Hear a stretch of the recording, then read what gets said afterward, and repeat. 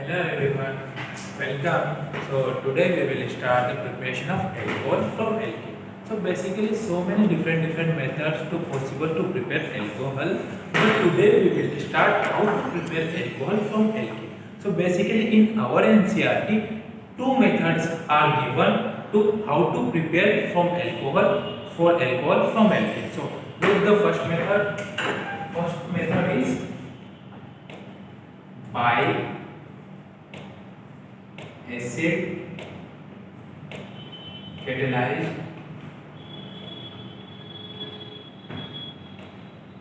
hydrolysis.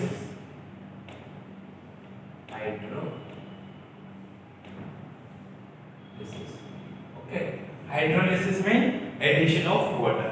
सो कहीं ना कहीं हम इस मेथड में वाटर की एडिशन करेंगे. So look what happened in this reaction. In this reaction alkene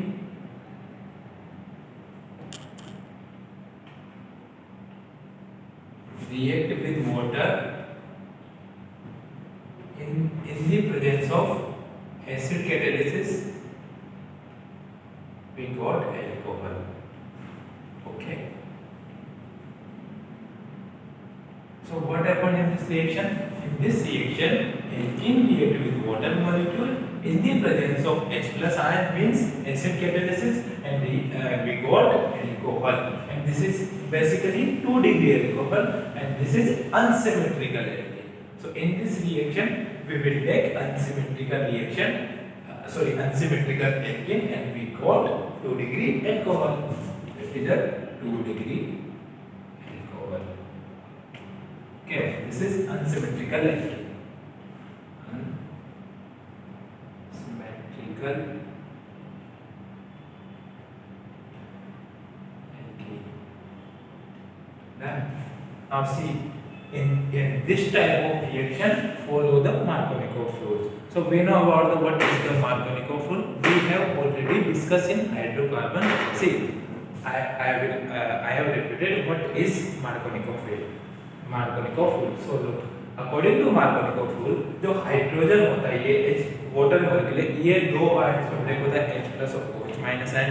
तो मार्कोनिकोव रूल के अकॉर्डिंग जो हाइड्रोजन आयन है वहां पे जाके ऐड होता है जहां पे नंबर ऑफ हाइड्रोजन ज्यादा प्रेजेंट होते हैं. मतलब जहां पे हाइड्रोजन की संख्या ज्यादा वहां पे हाइड्रोजन जाके ऐड होगा, और जो OH होगा वो वहां पे ऐड होगा जहां पे less number of hydrogen present हो.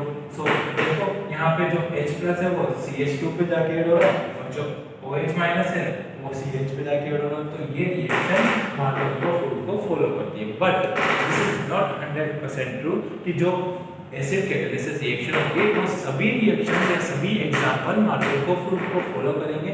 हम आगे कुछ एग्जांपल देखेंगे जहां पे मार्कोनिकोव रूल को फॉलो नहीं कर रहे हैं कुछ एग्जांपल. तो हम ये नहीं कह सकते कि हर केस में मार्कोनिकोव रूल फॉलो होगा. So now see the what is the mechanism of this reaction. See the mechanism. In first step of this mechanism, alkene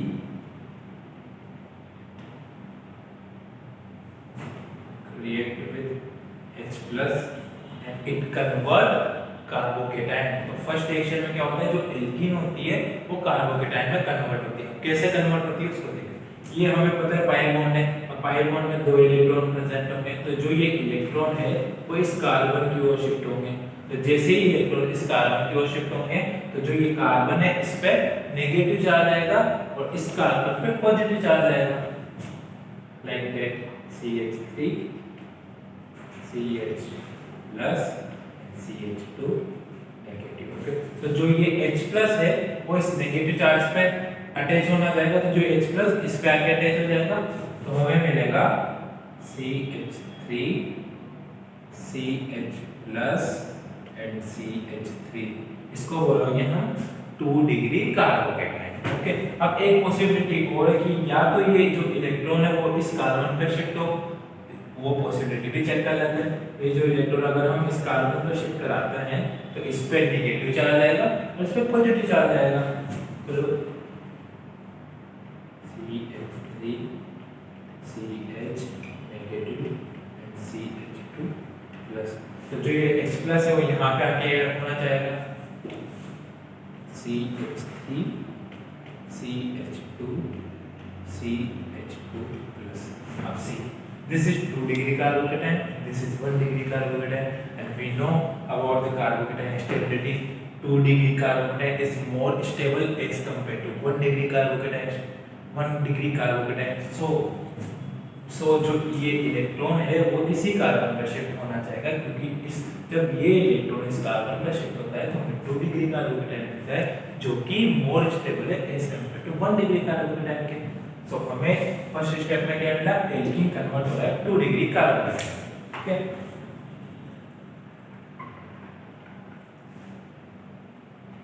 now see the second step.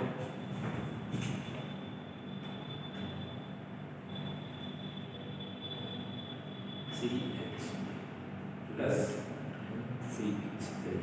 अब इससे जब वाटर मॉलिक्यूल रिएक्ट करेगा तो water हमें पता है, water एक अच्छा न्यूक्लियोफाइल होता है, क्योंकि इस पे पॉजिटिव चार्ज मतलब ये इलेक्ट्रोफाइल की तरह वर्क कर रहा है, तो न्यूक्लियोफाइल जाके अटैच होगा इलेक्ट्रोफाइल पे.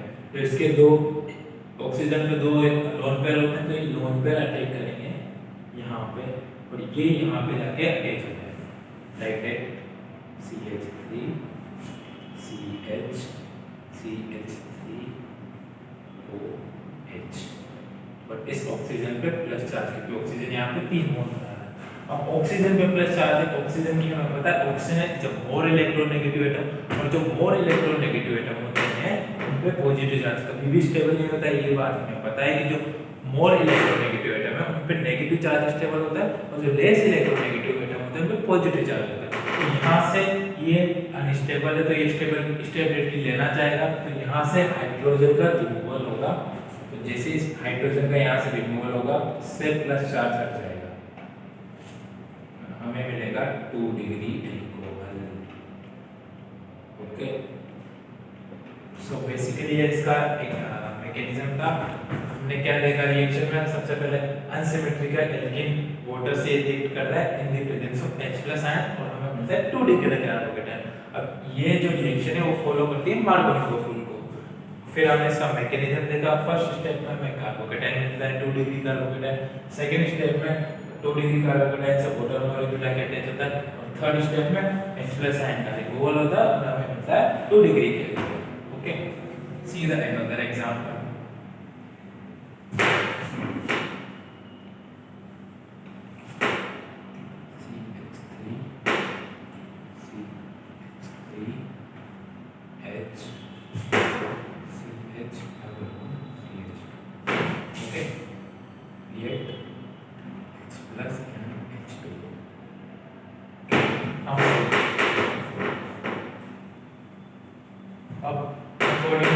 मार्कोनिको फूल H+ आयन यहाँ पे अटैच होना चाहिए और OH- यहाँ पे अटैच होना चाहिए. तो इसके अकॉर्डिंग मार्कोनिको फूल के अकॉर्डिंग हमें प्रोडक्ट मिलेगा CH3 CH3 CH CHOH CH3. Markovnikov फूल के अकॉर्डिंग तो हमें ये प्रोडक्ट मिलना चाहिए, बट ये प्रोडक्ट हमें नहीं मिलता है इस रिएक्शन में. क्यों? क्योंकि इस केस में 2 डिग्री एल्कोहल है, बट यहाँ पे 3 डिग्री कार्बोकेटाइन बनने की पॉसिबिलिटी होगी. देखो अगर ये OH यहाँ पे अटैच होगा तो ये 3 डिग्री एल्कोहल होगा, जो कि 2 डिग्री के कंपैरिजन में ज्यादा स्टेबल होगा. तो यहाँ पे अब होगा रीअरेंजमेंट प्रोसेस. तो मैंने पहले ही बोला था आपसे कि हर जगह मार्कोनिको फूल पहले नहीं होगा, तो यहाँ पे मार्कोनिको फूल फॉलो नहीं होगा. क्यों? क्योंकि यहाँ पे 3 डिग्री कार्बोकेटाइन की पॉसिबिलिटी है, तो यहाँ पे रीअरेंजमेंट होगा. तो कैसे होगा इसका mechanism? CH3 CH CH3 CH double bond CH2.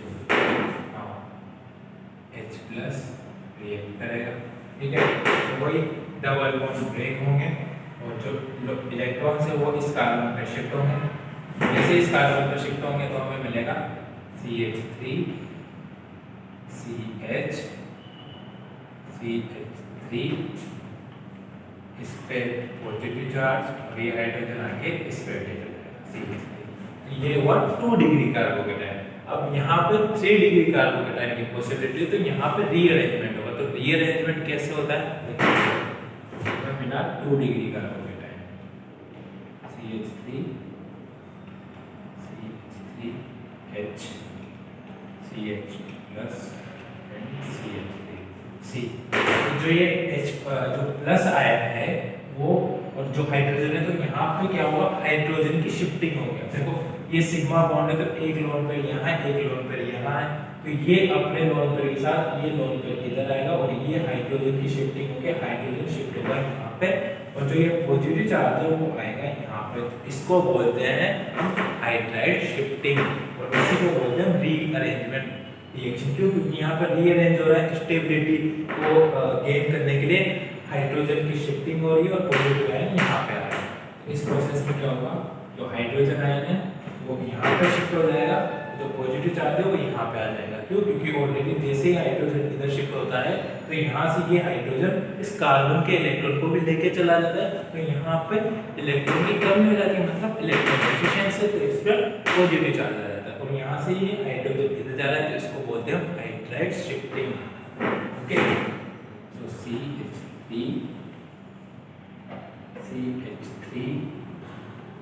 Positive charge, CH2 CH3, and this is basically 3 degree carbocation, so it is very stable। तो कार्बोकेटाइन की स्टेबिलिटी का ऑर्डर हमें पता है, सबसे ज्यादा 3 डिग्री carbocation stable, then 2 degree, then 1 degree, this is more stable as compare to 2 degree carbocation. So इसी रीजन की वजह से यहाँ पे मार्कोनिकोव रूल फॉलो नहीं होता। तो नेक्स्ट स्टेप में क्या होगा, CH3 plus CH2 CH3, water molecule आके इस पे अटैक करेगा, H2O,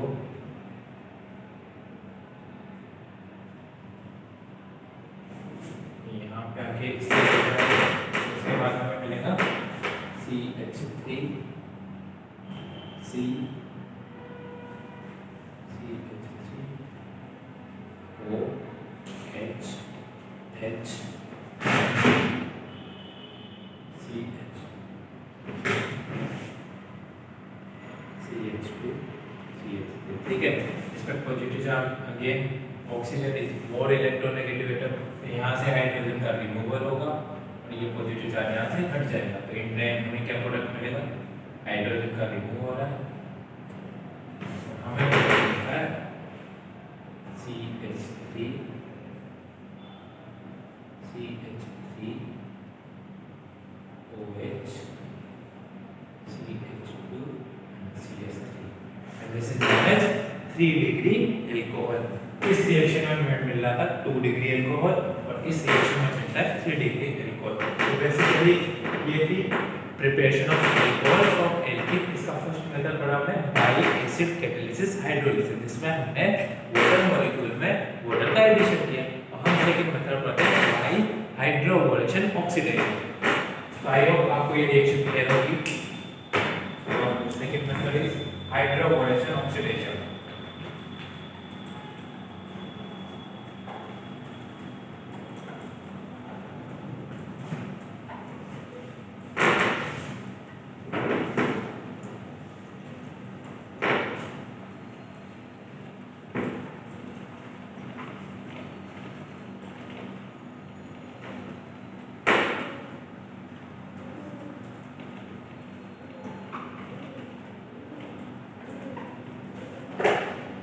Second method is hydroboration oxidation.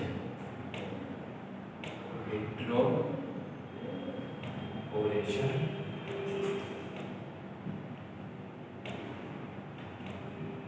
oxidation. Okay. So in this reaction, in first step hydroboration होगा, and second step oxidation होगा। तो बेसिकली इस रिएक्शन में फर्स्ट स्टेप में एल्कीन का हाइड्रोबोरेशन करेंगे, देन उसके बाद हम इसमें वाटर मॉलिक्यूल को ऐड करेंगे। तो see the what happened in this reaction. Okay, CH3 CH double bond CH2 react with B2H6. B2H6 is a divalent in the presence of THF. THF means tetrahydrofuran. Okay, and in the presence of H2O2 OH. Okay, now we got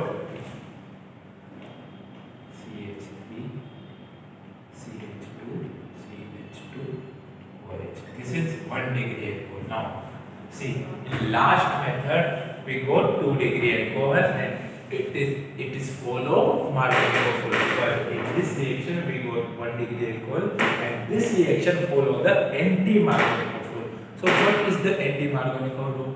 first identity anti-Markovnikov rule की peroxide की presence में होता है। वहां peroxide नहीं था, but यहाँ पे जो एंटी-मार्कोनिकोव रूल है वो पेरोक्साइड की प्रेजेंस में होता है। और एंटी-मार्कोनिकोव रूल ये बोलता है कि हाइड्रोजन वहां पे जाके ऐड होता है जहां पे less number of hydrogen present हो। हाइड्रोजन एंटी-मार्कोनिकोव रूल के अकॉर्डिंग वहां पे जाके अटैच होना चाहिए और जो OH माइनस आयन होता है वो वहां पे जाके ऐड होता है जहां पे मोर नंबर ऑफ हाइड्रोजन प्रेजेंट हो। एंटी-मार्कोनिकोव रूल के अकॉर्डिंग H+ यहां पे आके अटैच होगा और OH माइनस आयन यहां CH2 जहां पे मोर नंबर ऑफ हाइड्रोजन प्रेजेंट है वहां पे अटैच होगा। इसी को हम बोलते हैं एंटी-मार्कोनिकोव रूल। और इसकी सबसे अच्छी आइडेंटिटी है कि ये पेरोक्साइड की प्रेजेंस में होता है। Okay, so this is hydroboration oxidation reaction follow the anti Markovnikov rule. और जो एसिड कैटालिसिस रिएक्शन थी वो फॉलो करती है Markovnikov rule. Okay, so basically इन दोनों रिएक्शन में डिफरेंस है। So see the mechanism. और मैकेनिज्म के पहले यहाँ पे जो ये टेट्रा THF है, THF को बोलते हैं हम THF को बोलते हैं टेट्रा हाइड्रोफ्यूरेन।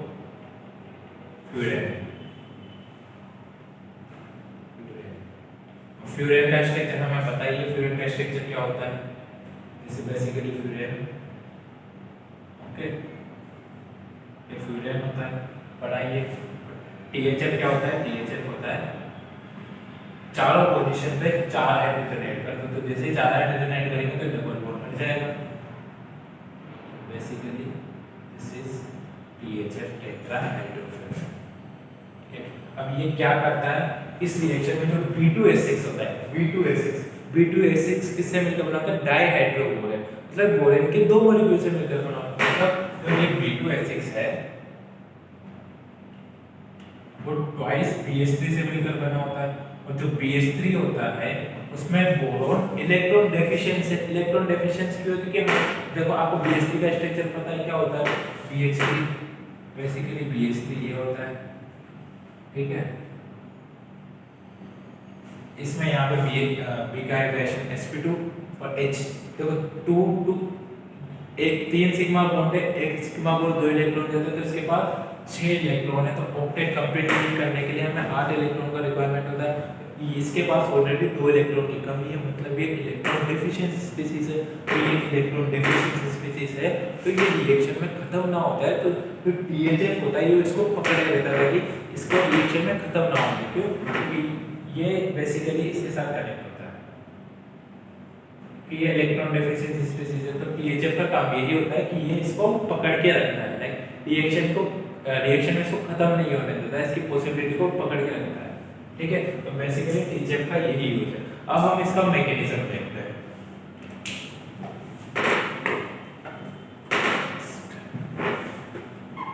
B2S6 डायबोरेट को याद रखिएगा, यहाँ से बहुत सारे क्वेश्चन आते हैं। कभी-कभी इस रिएक्शन में डायरेक्टली पूछ रहे हैं कि आप रिएजेंट कौन से यूज कर रहे हो। आपको रिएक्टेंट दे दिया, प्रोडक्ट दे दिया, आप रिएजेंट क्या यूज कर रहे हो, तो हमें याद होना चाहिए यहाँ पे रिएजेंट कौन से यूज करते हैं। B2S6 in the presence of THF and peroxide. क्यों? क्योंकि यहाँ पे एंटी-मार्कोनिकोव रूल होता है। तो B2S6 होता है उसको क्या बोलते हैं? डायबोरेट। डायबोरेट में हमने भी स्ट्रक्चर देखा, sp2 एमिनेशन होता है और ट्राइगोनल शेप स्ट्रक्चर होता है इसका। ओके, और जो B2S6 है उसमें जो डायबोरेन है उसमें जो बोरोन होता है वो इलेक्ट्रॉन डेफिशिएंट स्पीशीज होती है, ठीक है। So now see the mechanism of this reaction.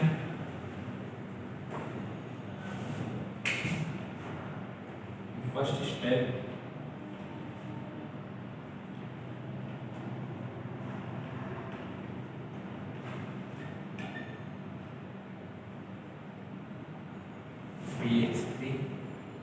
BH3 है वो अटैक करेगा इस पे स्टेट। अब फर्स्ट स्टेप में वही होगा, जो इलेक्ट्रॉन है वो इधर मूव करेंगे, ठीक है, इस पर नेगेटिव चार्ज आएगा, इस पर पॉजिटिव चार्ज आएगा, क्या होगा इस स्टेप में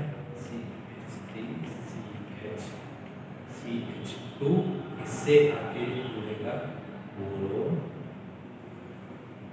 हाइड्रोजन, हाइड्रोजन जो ये H है वो, इसका मतलब है डेंजरस का मतलब ये बॉन्ड बनने की पॉसिबिलिटी है, मतलब और ये जो बॉन्ड था इनके बीच बाई बॉन्ड वो ब्रेक हो रहा है, यहाँ जो बॉन्ड बन रहा है ये बनने की पॉसिबिलिटी, अभी कंप्लीटली ये बॉन्ड बना नहीं है, बनने वाला है, और ये बॉन्ड अभी कंप्लीटली टूटा नहीं है, टूटने वाला है। तो ऐसी स्टेज को हम बोलते हैं ट्रांजिशन स्टेट। क्या बोलते हैं इसको? Transition state.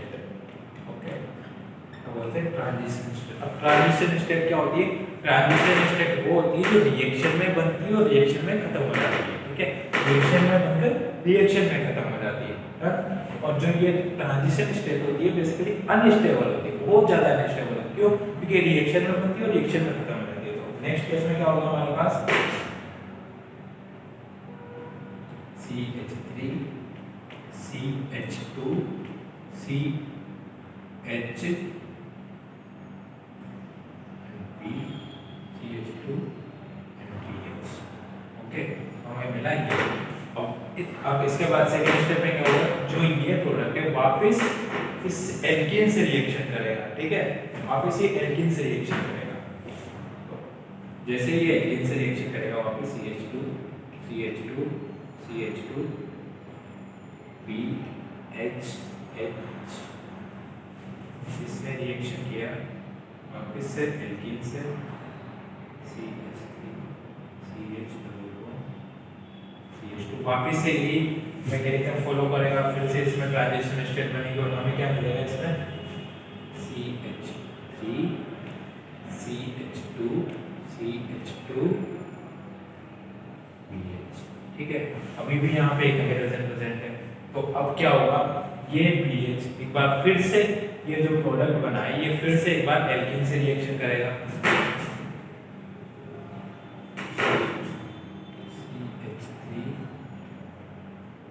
CH2 CH2 BH, ये वापस से एल्कीन से रिएक्शन करेगा CH3 CH1 CH2 और हमें मिलेगा try alkyl bromine, try alkyl bromine CH3 CH2 CH2 का थ्राइस। ओके, तो क्या है try alkyl bromine. First step में क्या हुआ? एल्कीन से BH3 ने अटैक किया और हमें मिला ये। इसके बाद इसने वापस से एल्कीन से रिएक्शन किया तो हमें मिला 2 डिग्री एल्कीन ब्रोमीन। फिर जब थर्ड स्टेप में वापस से एल्कीन से रिएक्शन किया तो मिला ट्राई एल्काइल ब्रोमाइड। अब उसके बाद क्या होगा? जो ये H2O OH माइनस है वो जाके इससे अटैक करेगा H2O2 एंड OH माइनस, हमें मिलेगा लास्ट में CH3 CH2 CH2 OH plus BOH का होल थ्राइस, या इसको हम बोल ऐसे भी लिख सकते हैं H3 BO3।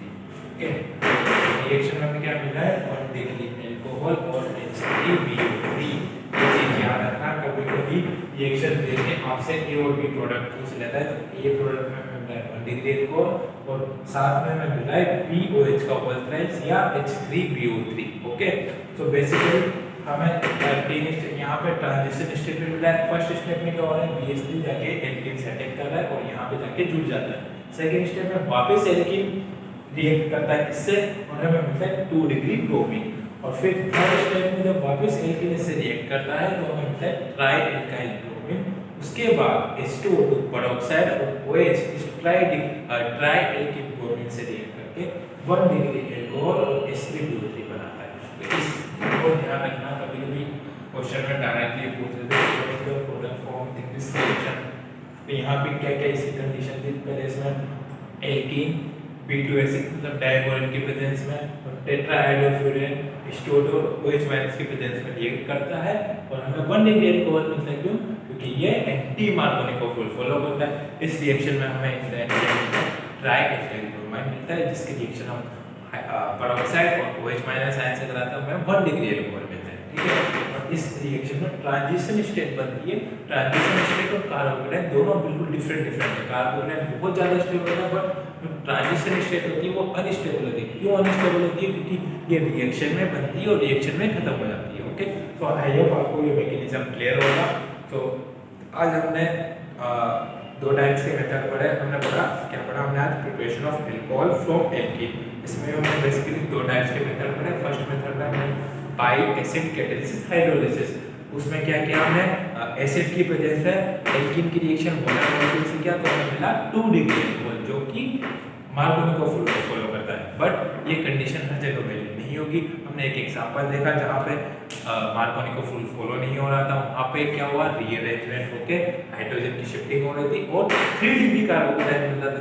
क्योंकि जो 3 डिग्री कार्बोकेटाइन है वो 2 डिग्री कार्बोकेटाइन का कंपैरिजन ज्यादा स्टेबल है। फिर सेकंड मेथड में हमने क्या देखा, हाइड्रोबोलेशन ऑक्सीडेशन। इसमें दो स्टेप होते हैं। फर्स्टली जो एल्कीन होता है उसका हाइड्रोबोलेशन होता है, मतलब BS, और सेकंड स्टेप में जो हाइड्रोबोलेशन का प्रोडक्ट मिलता है ट्राई एल्किल ब्रोमीन, उसका ऑक्सीडेशन होता है in the presence of H2O2 peroxide and OH- ion. अब इस रिएक्शन में बेसिकली हमें कुछ चीजें याद रखनी चाहिए। कैसे कि जो एल्कीन है वो किसके प्रेजेंस में रिएक्ट कर रहा है, diborane B2H6 and THF tetrahydrofluorine, okay, and in the presence of H2O2 peroxide and OH- ion, and we got 1 degree product। मतलब जो ये रिएक्शन है वो एंटी मार्कोनिक रूल को फॉलो करेगी। सबसे बेस्ट आइडेंटिटी होती है एंटी मार्कोनिक रूल की, क्या होती है, H2O2 पेरोक्साइड की प्रेजेंस में होता है और हमें 1 डिग्री अल्कोहल मिलता है। नंबर 2 थे, इस रिएक्शन में हमने B2H6 यूज किया है। B2H6 means diborane. अब डाइबोरेन मतलब इलेक्ट्रॉन डिफिशिएंट स्पीशीज क्यों होता है, इलेक्ट्रॉन डिफिशिएंट क्योंकि इसके पास 6 इलेक्ट्रॉन होता है। किसी भी ऑक्टेट को कोई भी जो मॉलिक्यूल है वो अपना ऑक्टेट कंप्लीट करना चाहेगा, तो इसको ऑक्टेट को कंप्लीट करने के लिए इसको 2 इलेक्ट्रॉन की रिक्वायरमेंट होती है। तो ये इलेक्ट्रॉन डिफिशिएंट स्पीशीज है। हमने इसका हाइब्रिडेशन भी देख लिया है यहाँ पे कि जो डाइबोरेन होता है, बोरेन होता है, जो डाइबोरेन होता है वो 2 मॉलिक्यूल से, बोरेन के 2 मॉलिक्यूल से मिलकर बना होता है। तो उस केस में उसका हाइब्रिडेशन sp2 होता है। हाइब्रिडेशन ऑलरेडी हम केमिकल बॉडी में पढ़ चुके हैं। ठीक है, तो इस रिएक्शन में इन द एंड इसके प्रोडक्ट भी याद रखना है कि 1 डिग्री अल्कोहल के साथ हमें H3BO3 पूछ लेता है। कभी वो अल्कोहल देके आपको ये रिएक्शन दे देगा और A प्रोडक्ट में पूछ लेगा, A में दिया हुआ है CH3CH2OH और B प्रोडक्ट गायब करके आपसे ये पूछ सकता है। तो अक्सर हमें 1 डिग्री अल्कोहल तो पता होता है कि इस रिएक्शन में 1 डिग्री अल्कोहल बनेगा, बट BOH का ऑल्सर्स या H3BO3 को हम भूल जाते हैं। अब ये यहाँ भी इम्पोर्टेंट है और ये P ब्लॉक में भी बड़ा इंपॉर्टेंट होता है। वहाँ पे भी काफ़ी से क्वेश्चंस आते हैं, हाइब्रिडेशन पूछ लेता है या इसकी इलेक्ट्रॉन डेफिशिएंसी है या इलेक्ट्रॉन रिच स्पीशीज है या इसका स्ट्रक्चर क्या होता है। तो बेसिकली ये सारी चीज़ें तो क्या करने का होगा, क्या आई होप आपको दोनों मेथड्स अच्छे से समझ में आएंगे। So thank you everyone.